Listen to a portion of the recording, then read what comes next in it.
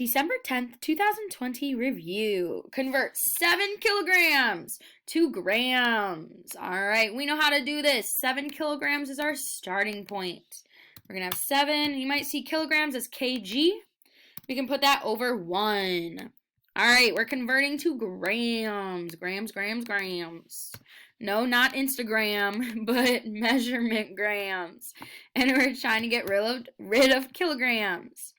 All right, let's look at grams and kilograms. Grams and kilograms. Ooh, 1 kilogram equals 1,000 grams. So 1 kilogram equals 1,000 grams. There we go. All right, now we can cancel out those kilograms because I know that kilograms divided by kilograms equals 1. Now the denominator, 1 times 1. Yes, that equals 1. Our numerator, 7 times 1,000. Well, 7 times 1,000 is just going to be 7,000. And we're going to keep those grams.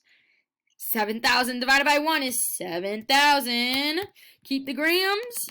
Keep that Instagram. 7,000 grams. And there you have it. Woohoo! Great job.